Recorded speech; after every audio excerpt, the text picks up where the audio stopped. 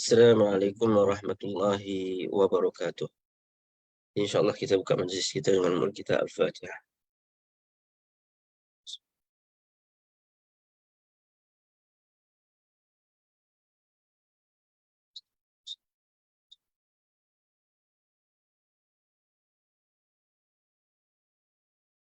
Alhamdulillahi Rabbil Alamin. Assalatu wassalamu ala ashrafil anbiya wal mursalin wa ala alihi wa sahbihi ajma'in. Rabbi shrah li sadri wa yassir li amri wahlul 'uqdatam min lisani yafqahu qawli. Rabbi zidna ilma warzuqna fahma amma ba'd.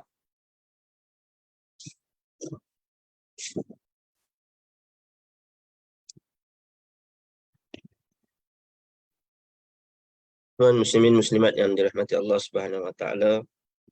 Alhamdulillah, pertama dan selamanya kita merafakkan setinggi kesyukuran kita kehadap Allah Subhanahu wa taala kerana dengan limpahnya pada pagi ini dapat kita bersama insya-Allah untuk kita meneruskan tadabbur surah Al-Munafiqun untuk siri yang kedua. Sebentar. Baik. Jadi insya-Allah hari ini kita masih lagi dalam mukaddimah berkaitan dengan munafiq, yang mana saya jangkakan mukaddimah ini adalah satu perkara yang penting untuk kita memahami bagaimana Al-Quran membincangkan dari sudut nifaq itu sendiri. Jadi insyaAllah kita tengok yang pertamanya adalah Bismillahirrahmanirrahim. Bila kita sebutkan tentang munafiqun, yang ini adalah satu kita katakan kelompok ataupun golongan nafiq. Tapi di dalam Al-Quran, kadang-kadang bila Allah Subhanahu wa taala menyebutkan berkaitan dengan munafiqun ataupun kaitan dengan ciri-ciri ataupun sifat-sifatnya, Allah tak mentionkan secara terus golongan munafiqun yang ini mempunyai sikap-sikap sekian-sekian. Tapi Allah Subhanahu wa taala juga memanggil dengan panggilan yang zahirnya seakan-akan seorang itu beriman. Sebab apa? Kalau kita tengok dalam Quran tidak ada ayat yang mana Allah Subhanahu wa taala sebutkan ya ayyuhallazina nafaqu, wahai orang-orang munafik.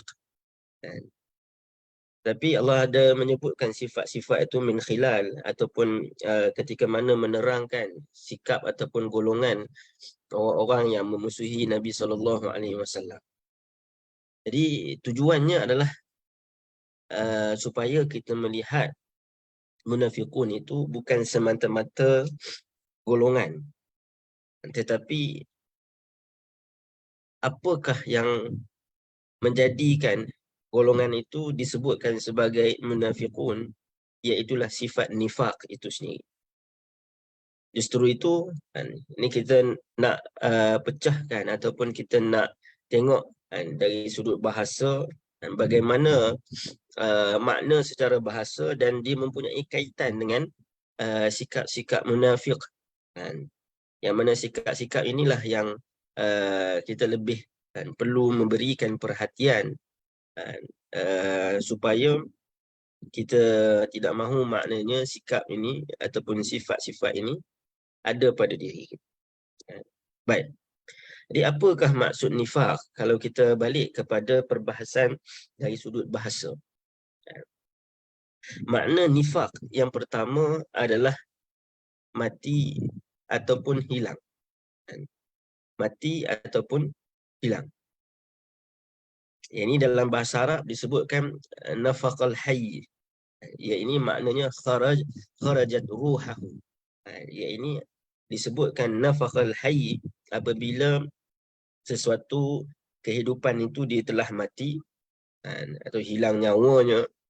Ya, inilah apabila rohnya telah keluar daripada dirinya. Jadi Apa kaitan mati dengan nafaqah ataupun nifaq ini? Kalau kita sebutkan nafaqah menunjukkan kepada mati, tapi bila disebutkan nifaq, ini antara sifat yang ada pada nifaq itu adalah takut mati, iaitu lari daripada kematian. Yang ini lari ataupun tidak sukakan kepada kematian. Jadi kalau kita tengok Allah Subhanahu Wa Taala ada mention hal ini dalam bentuk sifat, walaupun tidak menyebutkan tentang nama ataupun gelaran munafiqun secara directly, tapi Allah Subhanahu Wa Taala mention auzubillahi minasyaitonir rajim wa dzukira fihi al-qital ra'aital ladzina fi qulubihim maradun yanzuruna ilaika nazaral maghsyi 'alaihi minal maut. Yang ini kita tengok apabila disebutkan kepada orang-orang yang ada penyakit nifaq ini, maka berkaitan dengan kewajipan untuk berperang, jihad. Jadi kamu akan melihat mereka ini terbeliak mata. Kan? Apa? Kita kena jihad. Kan? Mana kita kena berperang. Kan? Kita kena korbankan nyawa gitu. Kan? Kita tak sebut lagi tentang mengorbankan harta. Ini maknanya ni mengorbankan nyawa. Kan? Perkara yang paling besar. Jadi itu adalah satu ketakutan yang dihadapi oleh orang yang mempunyai ciri nifaq. Jadi kenapa saya sebutkan tadi Allah Subhanahu Wa Taala tidak menggunakan panggilan nifaq, bahkan dalam ayat surah As-Saff kita bincangkan berkaitan dengan ya ayyuhallazina amanu, Allah panggil dengan panggilan orang beriman. Lima taquluna ma la taf'alun, kenapa kamu berkata-kata akan sesuatu perkara yang kamu tak nak laksanakan. Kita dah go through kepada tafsirannya. Tafsirannya adalah ini para sahabat ada yang mananya pada ketika itu minta untuk nak melaksanakan sesuatu perkara yang paling Allah dan juga Rasul suka. Ya, Allah Subhanahu Wa Taala menyebutkan perkara yang paling Allah Subhanahu Wa Taala suka itu adalah jihad fi sabilillah. Yang menyebabkan sebahagian daripada kalangan mereka yang beriman pada ketika itu lima la taf'alun, ya ini rasa sukar ataupun berat untuk nak melaksanakan apa yang mereka minta untuk nak melakukan perkara yang paling Allah dan juga Rasulnya suka. Jadi kita kena faham makna nifaq ini, dia tidak hanya merujuk kepada kumpulan ataupun nama yang mungkin biasa kita dengar Abdullah bin Ubay dan kuncu-kuncunya, tapi dia mungkin juga sifat yang ada pada diri orang beriman. Maka disebabkan itu Allah Subhanahu Wa Taala menyebutkan perkara ini adalah perkara yang perlu kita jauhi. Kerana apa? Nanti saya jelaskan lebih lanjut. Cuma dalam ayat ini juga menyebutkan fi qulubihim marad. Ini hati yang sakit. Hati yang sakit ni sesiapa sahaja boleh maknanya mendapatkan hati yang sakit. Siapa sahaja pun boleh maknanya jatuh sakit. Bukan semata-mata kelompok-kelompok yang tertentu. Allah Subhanahu Wa Taala tak sebut hati mereka keras sebagaimana orang Yahudi, summa qasat qulubuhum. Allah tak sebut hati mereka mati, tapi hati mereka sakit. Jadi kita manusia pun walaupun alhamdulillahirabbil alamin, Allah kurniakan kepada kita nikmat iman, fahaman Islam, tetapi ada masanya hati kita juga boleh jatuh sakit. Maka kita takut ketika mana hati itu jatuh sakit dan kita terpalit dengan sifat-sifat nifaq. Ini yang paling penting yang kita nak ketahui dan juga fahami tentang perbincangan nifaq di dalam Al-Quran. Tidak hanya nak menyebutkan tentang inilah kelompok ini, kelompok itu, kelompok itu. Hingga kan bicara kita tentang munafiqun itu hanya bicara tentang kelompok. Tanpa maknanya kita nak kaitkan ataupun kita nak berusaha melihat adakah mungkin penyakit yang menimpa mereka boleh jadi menimpa diri kita. Baik, sifat yang kedua daripada perkataan nafaqah. Ini dalam bahasa Arab disebutkan tanfiqul bada'. Ia ini satu perbuatan yang mana tanfiq ni kita boleh kata macam gimmick dalam jualan. Kita biasa dengar kan orang bila kadang-kadang dia apa nama nak marketingkan barang-barang dia, antara caranya adalah dengan menyatakan, oh ini barang ni tak ada apa nak, tinggal 2 ni sahaja, padahal banyak lagi barang dia kan. Ataupun nak sebutkan barang itu adalah satu daripada ataupun produk yang sangat rare, yang sukar nak dapat kan. Memang harganya sangat mahal. Jadi nak sebutkan keadaan, makna kita memberikan value kan, kepada sesuatu barang yang bukan bukan maknanya bukan kelebihan, ataupun memang barang tersebut memang patut untuk dinaikkan dari sudut harganya kan, yang kita panggil gimmick lah kan, gimmick kan, nampak macam gah dan sebagainya kan, itu disebut sebagai tanfiq kan. Tanfiq ini sesuatu yang disebutkan kelebihan ataupun value yang berlebihan, tetapi nilainya itu palsu kan.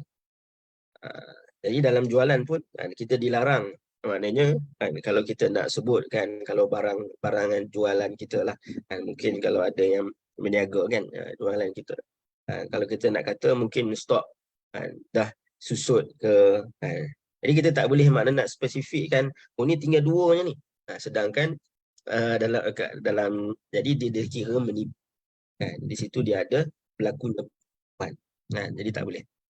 Jadi apa yang berlaku kepada sikap orang munafik ini adalah mereka berlebihan dalam meletakkan value, nilai kepada diri mereka sendiri.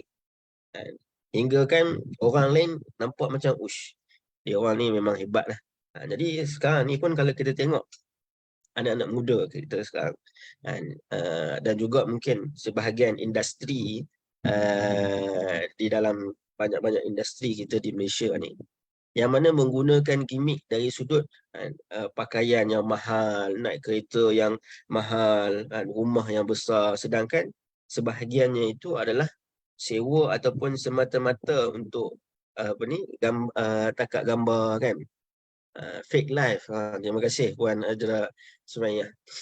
Fake life. Ini menonjolkan sesuatu yang bukan dia punya pun. Hanya buat tu gimmick tu supaya orang tertarik untuk join. Tapi nilai ni sebenarnya tak ada. Palsu. Maka itu yang disebut sebagai tanfiq al-bada'i. Tanfiq al-bada'i. Baik. Jadi apa yang Allah Subhanahu Wa Taala sebutkan berkaitan dengan nifaq ini, Allah Subhanahu Wa Taala sebut, wa minan nasi man yu'jibuka qawluhu fil hayatid dunya wa yushhidu Allah ala ma fi qalbihi wa huwa aladul khisam. Allah Subhanahu Wa Taala menyebutkan di antara manusia ada yang tutur katanya mengenai hal kehidupan dunia menyebabkan engkau tertarik mendengarnya. Dan ia bersumpah dengan mengatakan bahawa Allah menjadi saksi, dan ia bersumpah dengan mengatakan bahawa Allah menjadi saksi atas apa yang ada dalam hatinya, padahal ia adalah orang yang amat keras permusuhannya.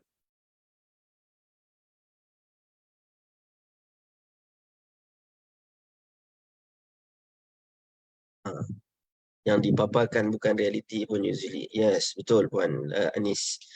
Puan Lina, kita membahaskan surah Al-Munafiqun. Cuma sekarang ni maknanya kita tengah menyebutkan tentang mukaddimah. Kalau nak sebut, kalau dimaksudkan pada slide ini adalah surah yang kedua, iaitu suratul Baqarah dan ayat 204. Jadi ayat ini menyebutkan memang orang munafik, khususnya kalau kita tengok Abdullah bin Ubay sendiri, kira sebelum kedatangan Nabi SAW, Abdullah bin Ubay ini lah yang kita sebut sebelum ini sebagai orang yang telah memenangi election kan, yang memenangi pilihan raya yang akan ditabalkan menjadi menjadi menteri lah, ataupun menjadi ketua, di Madinah. Jadi nak dipilih menjadi ketua ni, kebiasaannya ada kemampuan untuk berkata-kata, dan untuk untuk mengucap, untuk membuat pengucapan awam. Masih ingat minggu lepas kita sebutkan berkaitan dengan Abdullah bin Ubay ni. Ketika mana selepas daripada peperangan tu, kan, bila Nabi SAW nak naik khutbah, nak berkhutbah, Abdullah bin Ubay ni akan bangun, dia akan sebut kepada orang Islam, dia kata, wahai semua kaum muslimin, dengarlah ini apa yang nak disampaikan oleh Rasul kamu, Muhammad. Tapi kenapa orang rasa benda tu sesuatu benda yang maknanya rasa mengganggu perbuatan Abdullah bin Ubay tu, sedangkan dia menyebutkan kepada orang muslimin, dengarlah apa yang nak diucapkan apa semua, kan. Orang muslimin terasa terganggu kerana Abdullah bin Ubay tu, kerana peribadi dia tu, dari sudut dia nak kekalkan relevan dia, dia nak kekalkan diri dia sebagai orang yang dikenali, sebab pengaruh dia dah kurang kerana kedatangan Nabi SAW, dan itulah perkara yang menyebabkan dia sangat marah dengan Nabi SAW. Jadi dia nak kekalkan relevan tu, maknanya dia nak kena menonjolkan diri dia, dari sudut ucapan, dari sudut percakapan, dari sudut gaya dan sebagainya, supaya orang nampak dan tertarik dengan dia. Dan ini kelebihan yang ada kepada orang-orang yang biasanya dilantik sebagai pemimpin, kan. Maka kata-kata dan ucapannya itu adalah kata-kata yang Allah Subhanahu Wa Taala sebutkan adalah orang yang mampu, maknanya influence orang lain melalui kata-katanya. Tapi Allah Subhanahu Wa Taala mendedahkan bahawa wa yushhidullaha ala ma fi qalbihi, tetapi Allah Subhanahu Wa Taala Maha mengetahui dan mempersaksikan apa yang ada di dalam hatinya. Sebenarnya adalah permusuhan aladul khisam, yakni permusuhan yang sangat dengan Nabi SAW. Itu yang kedua, makna nifaq yang kedua. Jadi menarik kalau kita tengok makna nafaqah ni, antara perkataan yang mempunyai banyak ataupun digunakan dalam situasi yang pelbagai, dan setiap makna dan situasi tersebut memang terkait dengan sifat orang munafik. So makna nifaq ni bukan satu saja, tapi maknanya ada pelbagai perkara yang mereka lakukan dan sesuai dengan makna bahasanya dan disebutkan oleh Al-Quran hal tersebut. Baik. Jadi makna nifaq yang ketiga, nafaqah. Nafaqah yang ketiga yang kita biasa guna dan kita biasa fahami, iaitu kita membelanjakan wang kita, kita mendermakan harta kita. Nafaqah. Jadi Allah Subhanahu Wa Taala sebut, wala ya'tuna as-salata illa wa hum kusala wala yunfiquna illa wa hum karihun. Allah Subhanahu Wa Taala sebut yunfiqun, mereka memberi. Tetapi bila Allah Subhanahu Wa Taala sebut wala yunfiquna illa, maknanya Allah Subhanahu Wa Taala datang dalam bentuk istisna. Istisna ni adalah pengecualian. Allah tak sebut mereka berinfak, tapi dalam keadaan mereka berinfak dalam keadaan benci. Tak, tapi Allah kata mereka tidaklah berinfak melainkan mereka benci untuk melakukannya. Maka bila ada istisna, kalau kita sebut dalam Quran ataupun dalam bahasa Arab sendiri, bila ada istisna ni, istisna tu maknanya pengecualian. Illa tu adalah pengecualian. Jadi pengecualian ni membawa makna pengkhususan antaranya. Maka Allah Subhanahu Wa Taala seolah-olah nak kata mereka ini setiap kali kalau diminta untuk mendermakan harta mereka, tidaklah mereka mendermakan melainkan adanya bersama derma itu perasaan benci untuk melaksanakan hal tersebut.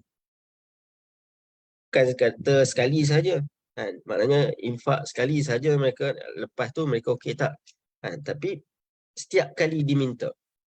Wala yunfiquna illa wa hum karihun. Sekali lagi saya sebutkan, ini adalah sifat nifaq. Jadi kita mohon pada Allah Subhanahu Wa Taala dijauhkan daripada sifat nifaq ini. Dan mudah-mudahan insya-Allah. Baik. Makna nifaq juga disebutkan sari'ul inqita'. Bila kita sebutkan nafaqal faras, iaitu apabila kuda dia lari, tiba-tiba dia berhenti mengejut. Nafaqal faras disebutkan perkataan nafaqa. Ya, ini merujuk kepada keadaan cepatnya dia memutuskan nifaq dan infaq dari ru'ud yang sama, ya, nafaqa. Daripada ru'ud yang sama, nafaqa. Jadi bila kita sebutkan infaq, nafaqa, infaq tu maknanya adanya hamzah di depan itu. Hamzah itu merujuk kepada lizawal, maknanya menghilangkan ataupun kita kehilangan dari sudut apa yang kita dermakan. Sebab tu memang infak ni satu benda yang sukar. Nanti kita akan tengok dalam surah Al-Munafiqun ini, Allah Subhanahu Wa Taala mention berkaitan dengan infak pada akhir ayat, yakni pada ayat yang ke-10, untuk menyebutkan bahawa ini adalah salah satu daripada rawatan, cure kepada sifat munafik. Baik. Nafaqal faras disebutkan tadi, maknanya sari'ul inqita', yakni dia cepat untuk memutuskan. Memutuskan apa? Memutuskan keputusan ataupun cepat memutuskan sesuatu perkara.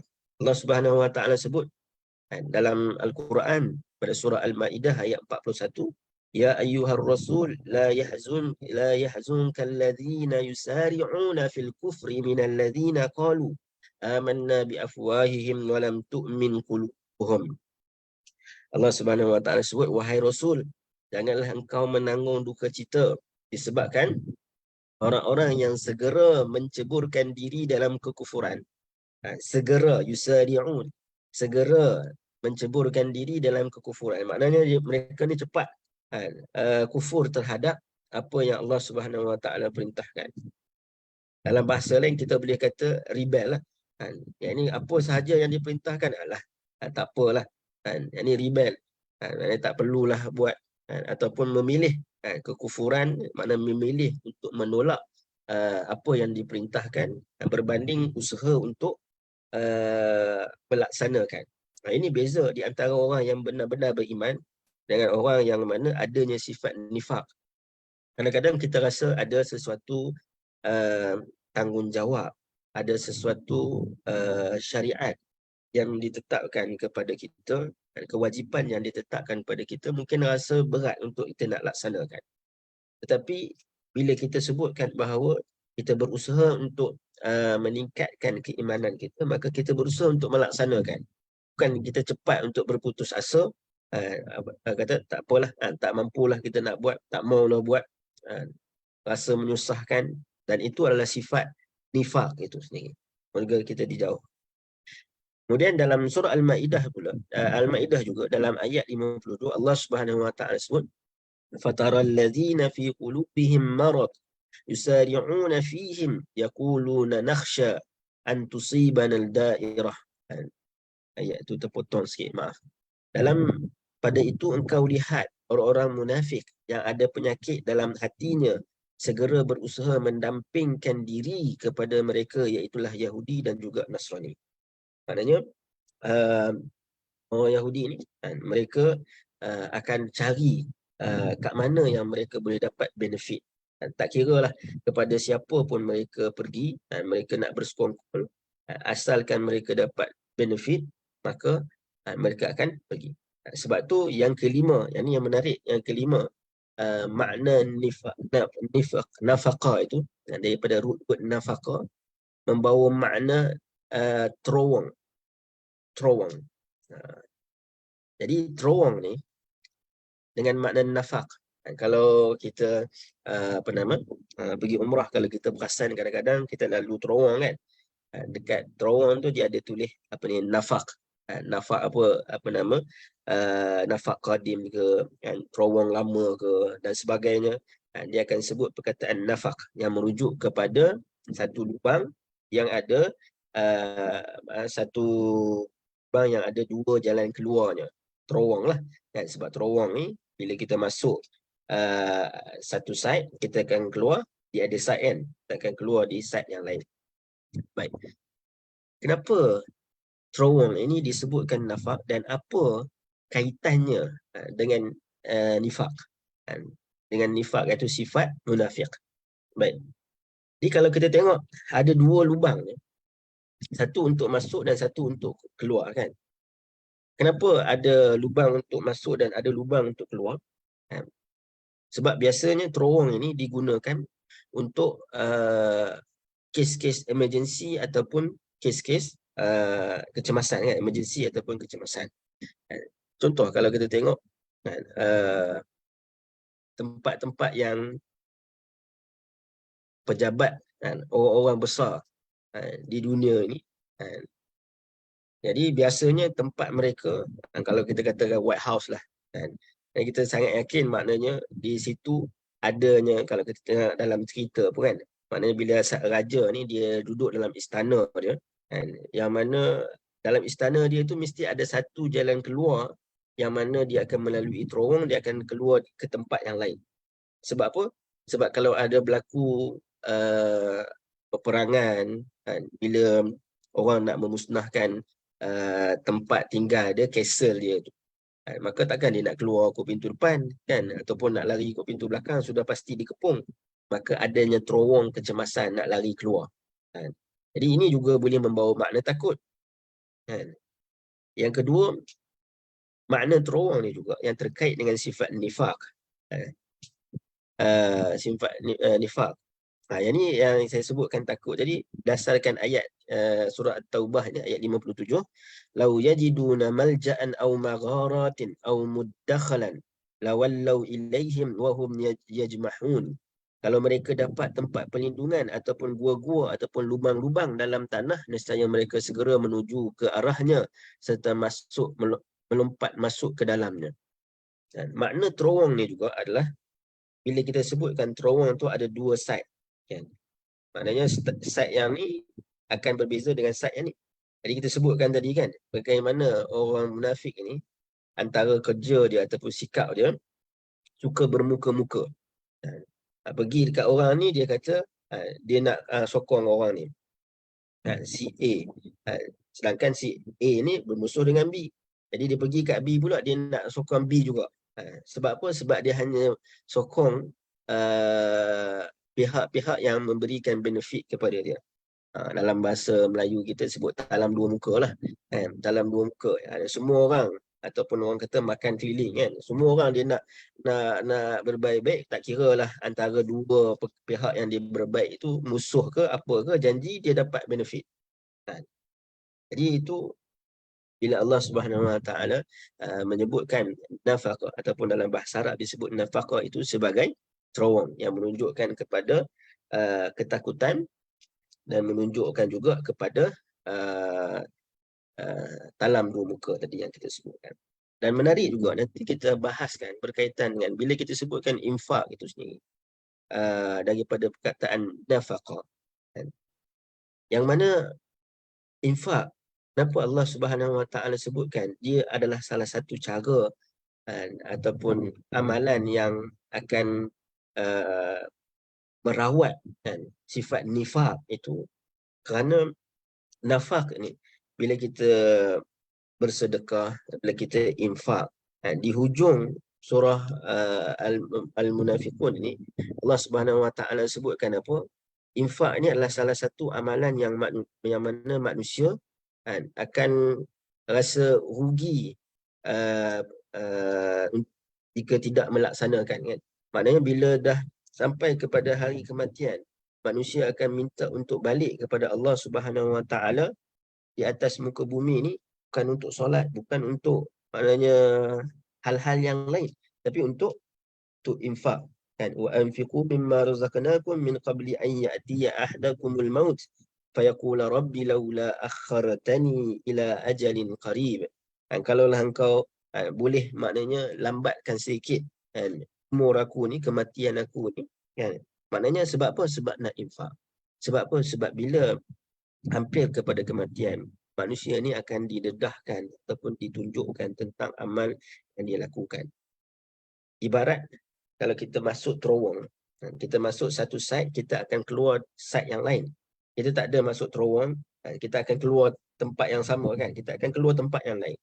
Jadi infak ini adalah amalan yang mana kita akan lihat ketika mana kita hampir untuk keluar ke alam yang lain.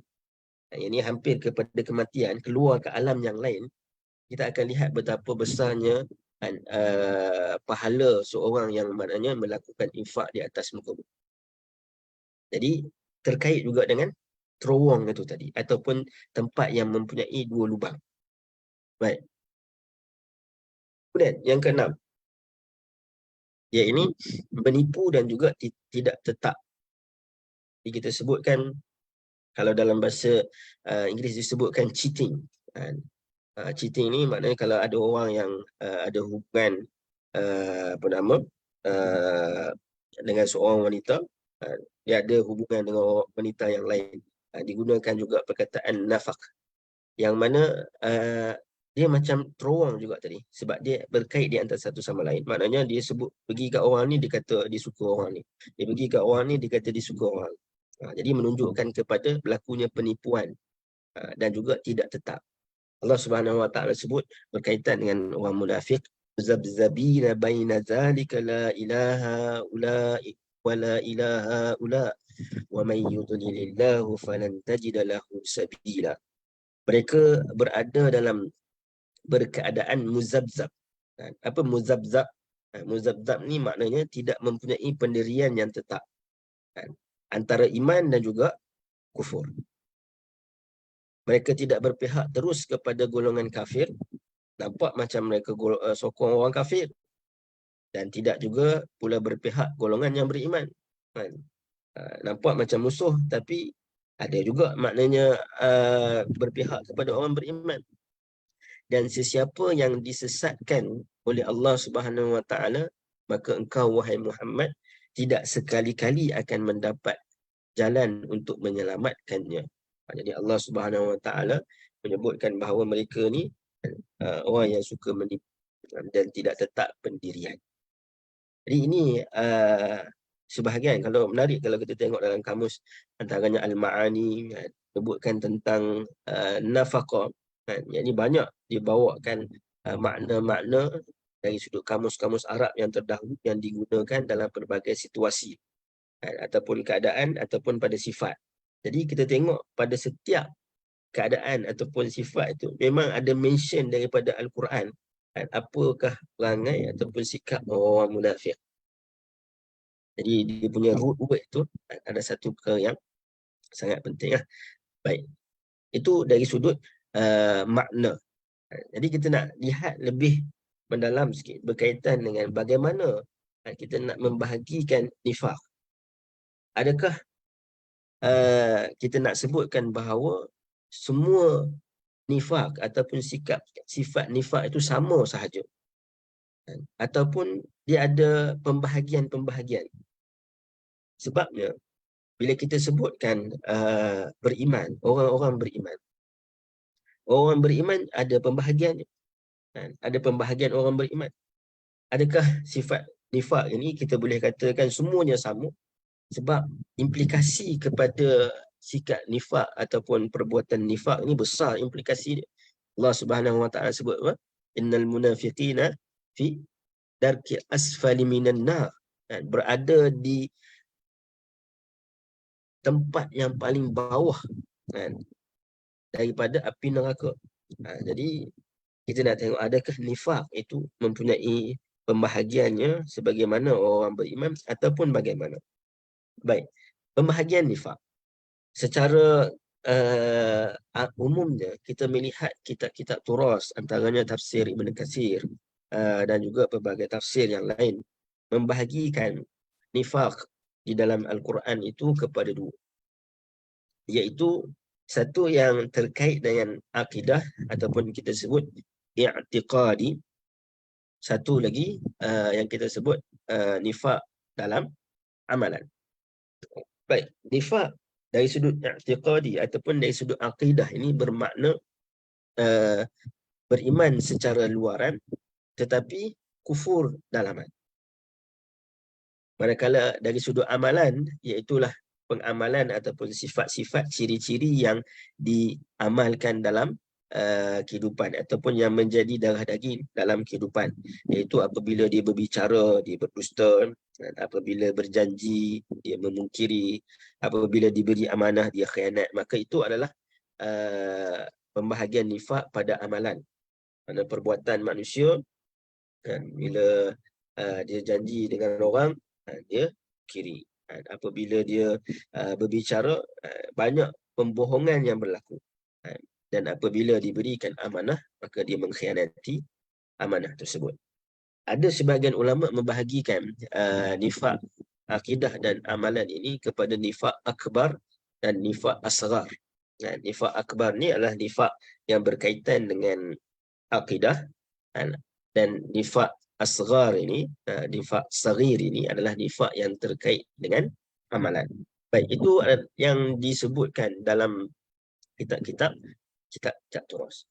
Namun, saya nak ajak tuan-tuan dan puan untuk kita melihat satu bentuk pembahagian yang saya kira penting untuk kita telitikan, iaitulah pembahagian nifak kepada nifak yang sedar ataupun tanpa sedar. Apa maknanya? Nifak yang sedar ni maknanya adalah orang yang memang dia beriman ataupun dia memeluk Islam bukan dengan tujuan dia nak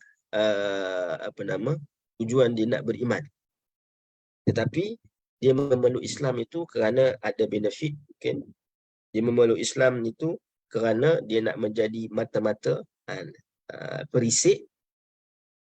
Maka itu adalah nifak yang sedar. Maknanya dia sedar ketika mana dia memeluk Islam, ketika mana dia melafazkan kata syahadah, dia sedar bahawa dalam diri dia tidak memperakui pun apa yang diucapkan. Ini nifak ni, kalau kita boleh sebutkan, sebagaimana yang berlaku kepada Abdullah bin Ubay, kan? Dan nifak yang secara sedar ini juga berlaku contohnya ketika mana Nabi SAW dalam peperangan Tabuk, ataupun dalam peristiwa Hudaibiyah. Saya terlupa, tapi nak sebutkan bahawa pernah mana Nabi SAW bermusafir. Dalam perjalanan permusafiran itu, pada waktu malam telah berlaku satu maknanya rempuhan, serangan kepada Nabi SAW. Maknanya serangan, perancangan untuk membunuh Nabi SAW pada waktu malam. Yang mana serangan itu datangnya daripada tentera ataupun daripada orang Islam sendiri. Tak silap saya dalam perang Tabuk, sebab perang Tabuk ni adalah perang yang besar dan ramai orang yang terlibat. Bahkan kata Sayyidina Umar, pada peperangan itu kita dah tak dapat nak bezakan, sebab semakin Islam semakin ramai, kan, memeluk Islam. Sebab perang Tabuk ini adalah perang yang berlaku selepas daripada pembukaan kota Mekah. Kota Mekah ni Islam, orang yang masuk Islam tu ramai. Jadi dah tak boleh beza di antara orang munafik dan juga memang orang yang kafir. Jadi nak sebutkan bahawa pada waktu ini berlaku satu serangan untuk membunuh Nabi SAW, tapi serangan itu berjaya dipatahkan dan Nabi SAW tidak maknanya menyebarkan ataupun menyatakan siapakah pembunuhnya ataupun orang yang merancang nak bunuh Nabi SAW. Allah Subhanahu Wa Taala yang datang, maknanya Allah Subhanahu Wa Taala yang reveal nama-nama orang munafik ni kepada Nabi SAW. Siapakah orang-orang yang mana merancang untuk bunuh Nabi SAW, dan rahsia itu disimpan oleh seorang sahabat Nabi yang bernama Huzaifah bin Yaman.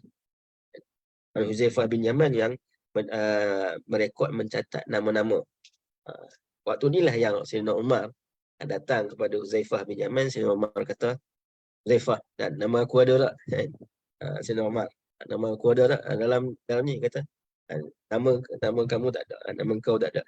Dan jangan siapa lagi lepas ni bertanya lagi kepada aku tentang namanya ada ke tidak. Kalau tidak, nanti semua orang yang tanya nama aku ada, nama aku ada, maka dah sekali tahulah siapa kan. Jadi, saya sebutkan mereka ini orang yang menjadi pengintip, yang menyerang Nabi SAW, yang Allah Subhanahu Wa Taala reveal nama-namanya kepada Nabi SAW, ada orang yang memang nifaknya itu adalah sedar. Dia tahu maknanya dia masuk Islam tu bukan tujuan nak beriman pun. Memang tujuan dia masuk Islam itu adalah maknanya nak menjadi perisik kepada agama. Jadi kalau kita tengok selepas daripada zaman Nabi SAW, pada zaman Sayyidina Uthman radhiyallahu anhu, juga ada seorang Yahudi yang dikenali figura seorang Yahudi yang dia memeluk Islam tetapi bukan untuk belajar Islam, untuk mendalami Islam sebagai penghayatan, tetapi untuk merosakkan Islam, yang dikenali sebagai Abdullah bin Sabah. Jadi Abdullah bin Sabah ni nama yang besar kalau kita baca mengkaji berkaitan dengan Syiah. Ini antara core, iaitu adalah daripada kalangan orang Yahudi yang mana dia berpura-pura masuk Islam sebagai perisikan dan sebagainya. Baik. Jadi kalau kita tengok, ini makna nifak sedar. Kalau nifak sedar ni sebenarnya dalam Al-Quran, Allah Subhanahu Wa Taala menyebutkan nifak secara sedar ini adalah kafir. Maknanya tak menyebutkan mereka munafik pun. Allah Subhanahu Wa Taala sebut pada suratul Maidah ayat 61, Allah kata, wa idza ja'ukum qalu amanna wa qad dakhalu bil kufri wa hum qad kharaju bih wallahu a'lamu bima kanu yaktumun. Dan apabila mereka orang-orang Yahudi atau munafik itu, tengok Allah Subhanahu Wa Taala, kalau kita tengok tafsirannya, kenapa ada dalam kurungan tu, kerana tafsiran orang yang mana qalu amanna, kami beriman, yakni mostly ayat ni kepada orang munafik. Waqad dakhalu bil kufri, tapi mereka telah masuk menemuimu dengan kekufuran. Kerana Allah Subhanahu Wa Taala sebutkan nifak secara sedar ni kufur, bukan munafiqun. Nifak secara sedar ni memang dia kufur. Maka sebab itu bila kita bahagikan tadi, nifak secara sedar dan tanpa sedar, yang kita risaukan adalah nifak yang berlaku tanpa sedar. Kenapa saya ambil ayat ni daripada suratul Baqarah? Bila Allah Subhanahu Wa Taala ini menarik, walaupun saya dah sebutkan sedikit di hadapan tadi, tapi menarik ayat ini bila kita baca dan teliti. Allah Subhanahu Wa Taala sebut fi qulubihim maradun fazadahumullahu marada walahum azabun alim bima kanu yakdzibun. Jadi Allah Subhanahu Wa Taala sebut pada hati mereka penyakit, dan Allah tambahkan penyakit pada hati mereka. Jadi kalau orang yang nifak secara sedar, dia tahu bahawa hati dia sakit, dan Allah tambah lagi penyakit dalam hati dia itu, kerana apa? Kerana dia sendiri nifak secara sedar, dan menjauhkan dia lagi daripada hidayah Allah Subhanahu Wa Taala. Namun bila kita sebutkan nifak ini, hatinya itu hati yang sakit, bukan hati yang keras, bukan hati yang mati. Maknanya bila kita kata hati yang sakit ni, boleh jadi orang yang mana sakit, kan? Orang yang sakit kan, dia tak tahu kata dia sakit. Kan? Ada orang yang dia tahu dia sakit, tapi kalau dia tak berusaha untuk mengubati penyakit itu, maka akan bertambah sakit. Kan? Kalau dia dah tahu mungkin sakit dia, dia ada penyakit, kan, kanser sebagai contoh, stage 1. Dia dah tahu dah dia sakit. Dah dapat maknanya keputusan semua, tapi dia tak mau juga jaga. Maka Allah Subhanahu Wa Taala sebut fazadahu Allahu marada. Jadi sama macam nifak sedar tadi, iaitu mereka dah tahu dah mereka memang ada penyakit, tapi mereka tetap maknanya tak mau disebabkan hasad, disebabkan dengki, disebabkan permusuhan dan sebagainya. Maka Allah tambah lagi penyakit-penyakit tu. Dia semakin stage dia tu semakin memburuk. Tapi ada orang yang memang dia tidak mengetahui, dia tak sedar, dia sakit, penyakit dia tu akan tetap bertambah juga, kan? Penyakit dia tu akan tetap bertambah. Kalau kanser maknanya dia akan semakin memburuk. Tetapi masalahnya dia tak sedar, kan? Kalau dia sedar daripada stage yang pertama, mungkin dia berjaya mengubatinya berbanding sedar-sedar dah stage yang keempat sebagai contoh, kan? Jadi sebab tu perbahasan nifaq di dalam Al-Quran ni antara perbahasan yang kompleks, kan? Sebab apa? Dia bukan pada satu stage atau satu keadaan sahaja, kan? Sebab keadaan nifaq yang sedar itu Quran sebutkan ianya sebagai kufur, kan? Tapi yang kita takut adalah nifaq yang tanpa sedar tu tadi. Maka bagaimana kita nak menyedari, kan, adanya penyakit nifaq, kan? Maka kita nak kena kenali penyakit tu dulu, kan? Apa dari sudut sifat-sifat tanda-tandanya. Adakah kita ada tanda-tanda tadi yang kita sebutkan, bercakap berdusta, dari sudut berjanji khianat, kan?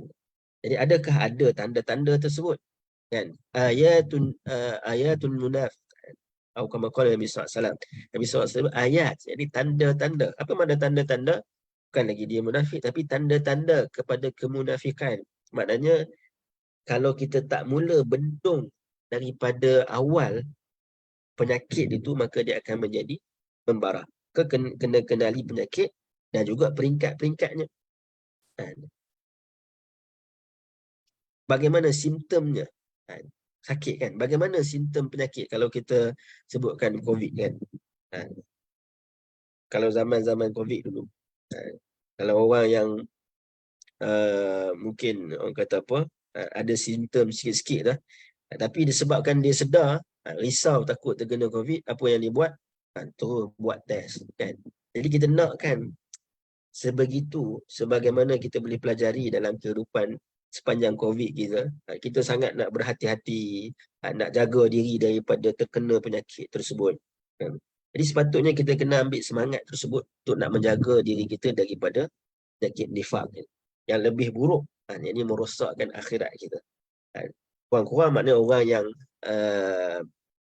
telah meninggal, kita doakan kepada semua orang yang meninggal disebabkan Allah Subhanahu Wa Taala mengampunkan. Tapi nak sebutkan kurang-kurang maknanya penyakit itu adalah penyakit luaran. Boleh jadi orang itu orang yang baik, Allah nak uji dan sebagainya, kan?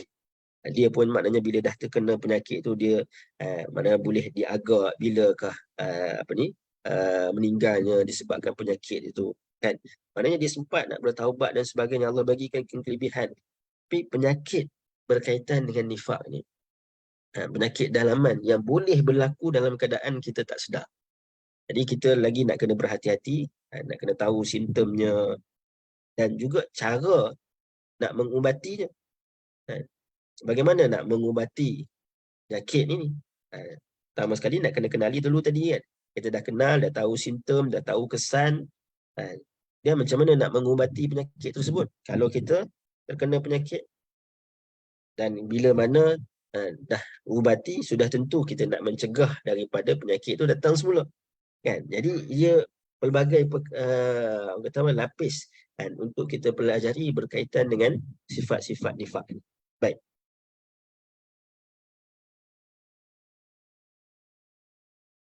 Nifaq yang sedar tadi, maknanya kita sebut, Al-Quran menyamakan antara nifaq itu dengan kufur.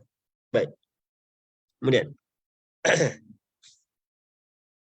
nifaq tanpa sedar yang kita sebutkan nak bahaskan hari ini adalah nifaq tanpa sedar. Kerana inilah majoriti ayat-ayat Al-Quran menurunkan, walaupun ceritakan sebahagiannya berkaitan dengan perbuatan munafikun pada ketika itu, yang mana mereka ini sedar, tetapi ada juga orang yang mana dia mengikut-ikut, disebabkan Abdullah bin Ubay itu adalah dia punya ketua dia, disebabkan dia adalah satu kaum dia, kan, Khazraji. Jadi kaum dia, maka dia nak ikut. Jadi ada orang yang ikut tanpa sedar. Maka Allah Subhanahu Wa Taala nak kita memahami bila menyebutkan sifat-sifat nifaq di dalam Islam, di dalam Quran, banyak yang berkaitan dengan keadaan manusia yang bersikap tersebut dalam keadaan mereka tak sedar. Jadi kita memahami nifaq, sebab saya bila saya tengok perkataan ataupun ayat munafiq ini di dalam Al-Quran, kita tengok kalau kita belajar ataupun baca berkaitan dengan buku Quran, kan, kita akan menjumpai bahagian maki madani, kan, bahagian makiyah dan madaniyah. Kita akan sebutkan makiyah madaniyah ni, antara ciri-ciri madaniyah ni ataupun makiyah madaniyah adalah surah-surah yang menyebutkan tentang orang munafik. Betul tak? Kita sebutkan madaniyah adalah salah satu ciri surah-surah madaniyah. Ini surah yang diturunkan selepas daripada hijrah Nabi SAW adalah surah yang menyebutkan tentang orang munafik kecuali apa? Kecuali surah Al-Ankabut ayat yang ke-11. Jadi bila kita tengok Allah Subhanahu Wa Taala mention, saya sebutkan ayat itu di belakang ni. Di belakang ni saya sebutkan, ini satu-satunya ayat makiyah tentang munafik. Kalau kita tengok dari sudut sejarahnya, macam tak teli. Sebab apa? Sebab munafik ni hanya wujud jika mana selepas Nabi SAW berhijrah, kan? Dari sudut Abdullah bin Ubay itu, ketua dia dan juga kelompok dia itu, maknanya wujud selepas daripada Nabi SAW berhijrah. Bahkan dengan hijrah Nabi SAW ke sana tu, yang sepatutnya mereka, orang Madinah tu dah buat dia punya takhta, kan? Bahkan dikatakan telah dipersiapkan baju persalinannya untuk menjadi pemimpin di Madinah, akan ditabalkan dari Madinah. Jadi disebabkan itu, bila Nabi SAW datang, pengaruh itu telah berubah kepada Nabi SAW dan menyebabkan dia rasa bermusuh, kan, dengan Nabi SAW. Maknanya munafiqun, kalau ikut apa yang kita fahami, ianya bermula di Madinah. Tapi kenapa Allah Subhanahu Wa Taala mention perkataan munafiqun di dalam ayat makiyah? Ada makna para ulama yang menjelaskan ia merujuk kepada Allah Subhanahu Wa Taala mempersiapkan Nabi SAW, sebagaimana Allah Subhanahu Wa Taala sebutkan tentang Ahlul Kitab, macam turunnya surah Al-Isra dan sebagainya, sebagai persediaan kepada Nabi SAW untuk menghadapi musuh selain daripada Quraisy ini. Ada lagi musuh ketika mana berhijrah, iaitulah orang Yahudi dan juga orang munafik. Itu satu tafsiran. Tafsiran yang kedua, maknanya kenapa di dalam surah Al-Ankabut, surah Makiyah satu-satunya ada perkataan munafiqun? Kerana kita kena fahami bila maknanya Nabi SAW berdakwah di Makkah untuk kepada orang yang ingin masuk Islam pada ketika itu, dia tidak hanya masuk Islam dalam keadaan dia bersenang-senang. Dia bersenang-senang. Maknanya bila masuk Islam, tak apalah, aku nak bila masuk Islam, macam kita masuk Islam hari ini, aku nak masuk Islam, nak buat solat 5 waktu, semua siap, itu saja nak buat. Tak. Bila pada waktu di Makkah khususnya sebelum hijrah, bila seorang itu menyatakan dia nak masuk Islam dan ini nak bersama dengan Nabi SAW, maka dia sedang melawan arus ataupun pegangan perdana ketika mana di Mekah. Maka risiko yang diambil itu bukan sebagaimana orang Islam masuk Islam hari ini, kan? Dia faham tak? Maknanya kalau hari ni kita tengok ada orang yang baru masuk Islam, kan, influencer masuk Islam. Masuk Islam dalam keadaan aman, tak ada tekanan dan sebagainya, kan? Tetapi orang yang nak masuk Islam pada zaman Nabi SAW, mereka nak masuk Islam itu, dia tidak masuk dalam keadaan aman. Kerana dia masuk dalam keadaan memilih untuk against, kan, pegangan semasa dan bermusuhan dengan pegangan semasa. Jadi pada waktu ini siapa yang mana benar nak masuk Islam, maka apa yang perlu dia lakukan adalah pengorbanan. Yang disebutkan pengorbanan antara perkara yang besarnya adalah dari sudut hijrah dan juga jihad fi sabilillah. Jadi hijrah makna berhijrah dengan makna sebelum hijrah yang fizikal, makna hijrah untuk memeluk agama Islam, dan jihad sebelum jihad fizikal adalah jihad maknanya untuk mengekalkan iman. Maka sebab itu nanti kita tengok, kita baca Allah Subhanahu Wa Taala sebut dalam surah Al-Ankabut ni, Allah kata apa? Wa minan nasi man yaqulu amanna billah fa idza uziya fillah ja'ala fitnatan nasi ka'adzabillah wala in jaa nasrun min rabbika la yaqulunna inna kunna ma'akum awalaysa Allahu bi'alama bima fi suduril alamin wala ya'lamanna Allahu alladhina amanu wala ya'lamanna al-munafiqin. Dan ada sebahagian daripada manusia yang berkata, kami nak memilih beriman kepada Allah Subhanahu Wa Taala. Kemudian saya sebut tadi kan, maknanya pada zaman Nabi SAW, terutama bila Nabi berada di Mekah dan awal Nabi berada di Madinah, bila orang yang mana dia memilih untuk beriman pada Allah Subhanahu Wa Taala, maka dia memilih untuk diganggu dan juga disakiti pada jalan Allah. Dan dia jadikan gangguan manusia itu, maknanya dia akan diganggu, dia menjadikan gangguan manusia tu dia rasa macam azab, siksa Allah Subhanahu Wa Taala. Lalu dia pun meninggalkan ataupun berpura-pura tak beriman. Dan jika datang pertolongan dari Tuhanmu memberikan kemenangan kepadamu, mereka sudah tentu akan berkata, kami adalah sentiasa bersama-samamu. Mengapa mereka berdusta? Bukankah Allah lebih mengetahui apa yang terpendam dalam hati sekalian makhluk? Maknanya, nak sebutkan lafaz munafikin yang saya ulang daripada awal tadi, dia tidak hanya menunjukkan kepada kelompok yang biasa kita nampak tentang Abdul baik, tapi dia adalah satu sifat ataupun sikap yang Allah Subhanahu Wa Taala sebutkan, terutama bagi golongan awalun yang mana memeluk Islam, yang mana mereka memang memilih untuk beriman pada Allah Subhanahu Wa Taala, dan pada waktu itu mereka akan diganggu, disakiti dan sebagainya, maka dia hanya ada dua di antara iman dan juga nifaq. Bila adanya orang yang boleh memilih masuk Islam ni dalam keadaan aman, apabila turunnya surah Al-Hujurat, kita baca kan dalam surah Al-Hujurat, Allah Subhanahu Wa Taala sebut, ayat ini selepas daripada Islam telah pun adanya perjanjian dengan Makkah, iaitu apabila berlakunya perjanjian Hudaibiyah. Perjanjian Hudaibiyah. Yamunnuna alaika islamakum. Yang ini mereka kata, mereka rasa mereka ini dah melakukan sesuatu yang baik kepada Nabi SAW. Jadi Allah Subhanahu Wa Taala sebut, kata, janganlah kamu kata kamu beriman, tapi katalah kami telah memeluk Islam.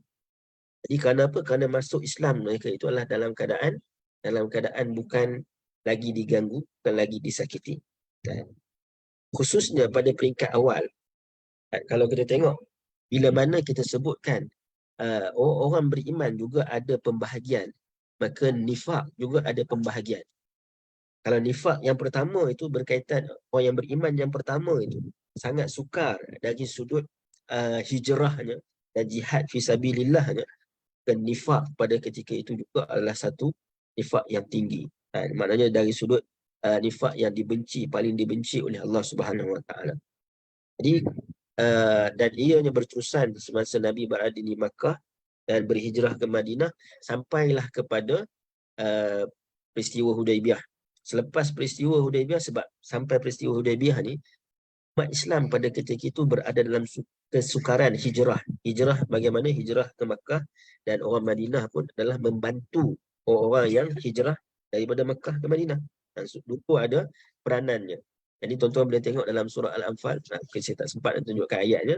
Jadi Allah Subhanahu Wa Taala menggabungkan di antara Muhajirin dan Ansar ni, mana satu mereka yang meninggalkan hartanya berhijrah, satu lagi mereka yang membantu. Kedua-duanya adalah yang diiktiraf oleh Allah Subhanahu Wa Taala. Bahkan Allah Subhanahu Wa Taala sebut mereka ini jihad fi sabilillah.